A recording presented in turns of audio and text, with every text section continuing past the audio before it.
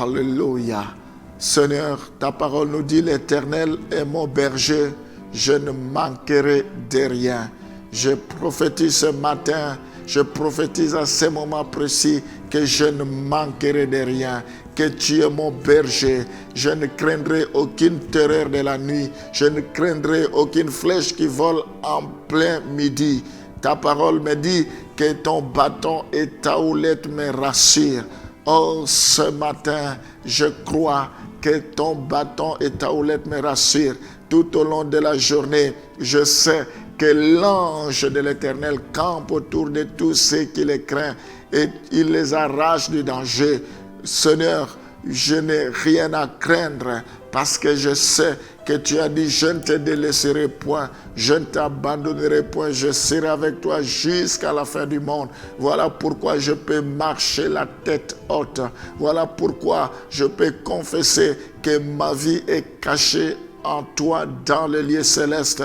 Voilà pourquoi je peux déclarer tout haut que à tous ceux qui t'ont reçu, tu leur as donné le pouvoir de devenir enfants de Dieu, lesquels ne sont pas nés selon la chair, ni selon la volonté de l'homme, mais selon ta volonté. Merci parce que ce n'est pas par la volonté de l'homme que je suis devenu ce que je suis, c'est par ta volonté. Je n'appartiens plus à ma famille biologique, je n'appartiens plus à une famille quelconque, mais j'appartiens à la famille de Dieu. Je suis enfant de Dieu, c'est ça mon identité. Ma vie est cachée en toi dans le lieu céleste. La Bible dit, celui qui est en moi, il est plus fort que celui qui est sur la terre. Gloire te soit rendue, parce que quels que soient les combats, quelles que soient les épreuves, j'ai la victoire. C'est toi qui combattras à ma place et tu me donneras la victoire. Tu as dit, vous allez seulement vous présenter. Ta parole nous dit, les ennemis que vous voyez aujourd'hui, vous ne les verrez plus jamais. Je te bénis parce que la victoire est certaine. Je te rends grâce parce que tu es puissant dans les combats. Reçois la gloire, reçois l'honneur. Je bénis la journée d'aujourd'hui. La Bible dit, réjouissez-vous, je le répète, réjouissez-vous dans le Seigneur. Ce matin, je vais me réjouir avec toi. Ce matin, je vais t'exprimer ma reconnaissance, ma gratitude. Merci de m'avoir protégé toute la nuit. Merci de m'avoir protégé, Seigneur, jusqu'à ce moment précis. Je te bénis pour cette belle journée qui a déjà commencé. Je te rends grâce pour toutes sortes de surprises agréables que tu me réserves tout au long de la journée. Tu es l'alpha et l'oméga. Je prie pour que tu commences cette journée avec moi et que tu finisses avec moi. Que tu le commences avec chacun d'entre nous, tous ceux qui sont connectés, que tu finisses également avec eux, que tu les protèges, que ta main puissante soit sur eux, au nom de Jésus. Je le bénis avant de commencer ce programme. Oh, nous t'avons ainsi prié au nom de Jésus. Amen. Actes des Apôtres, chapitre 2, le verset 33. Élevé par la droite de Dieu, il a reçu du Père le Saint-Esprit qui avait été promis et il l'a répandu comme vous le voyez et l'entendez. Donc ils étaient dans la chambre haute, le Saint-Esprit est descendu. C'était une promesse. Si la promesse s'est réalisée, sache que toutes les promesses que Dieu donne se réaliseront tôt ou tard. Nous devons faire confiance. On dit souvent, quelle que soit la durée de la nuit, le jour finit toujours par se lever. Même si ça tarde, attends-la, car elle s'accomplira. C'est une prophétie dont le temps est déjà fixé. Lazare, ses sœurs avaient attendu quelques jours avant qu'il soit ressuscité. Pourtant, Jésus-Christ avait donné la promesse dès les premiers jours que ce n'est pas une maladie qui lui amènera à la mort. C'était une promesse, mais Lazare est mort. Les promesses peuvent, Lazare peut mourir, mais les promesses de Dieu ne meurent jamais. Quand Jésus est arrivé, il a ressuscité Lazare, mais c'était long. parce que les gens s'impatientaient, les gens n'ont pas cru.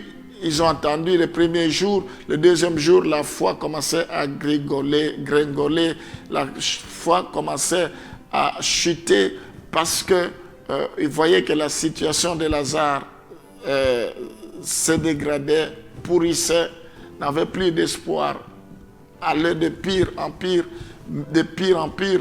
Mais la promesse de Dieu ne change jamais. Même si votre situation ne marche pas, la promesse de Dieu, elle est là, elle est vivante. Dieu, la Bible dit, mon Rédempteur s'élèvera le dernier.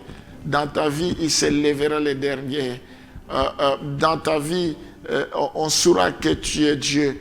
Tu es bon, persévère. Alors, nous voyons que l'inauguration d'un temps nouveau pour les croyants après l'ascension de Jésus, la première chose qu'il promet, c'est de bénéficier de la présence du Saint-Esprit. Chaque enfant de Dieu doit développer une relation particulière avec le Saint-Esprit. Le Saint-Esprit parle, il nous enseigne. C'est pour nous. Deuxième chose, Jean chapitre 14, le verset 2 à 3.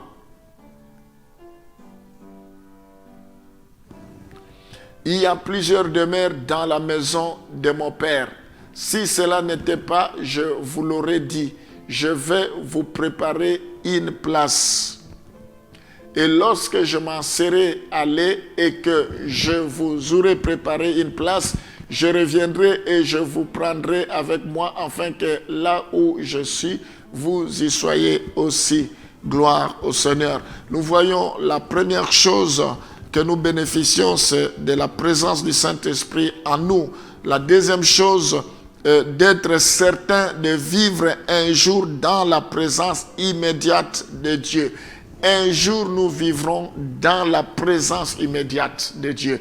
Il dit, je m'en vais vous préparer une place. Il est allé nous préparer une place et il viendra nous chercher. Le souhait de Dieu est que nous soyons là où il sera, afin que vous y soyez là où je serai. Nous vivrons un jour dans la présence immédiate de Dieu. Nous avons cette espérance. C'est un Dieu qui ne ment pas.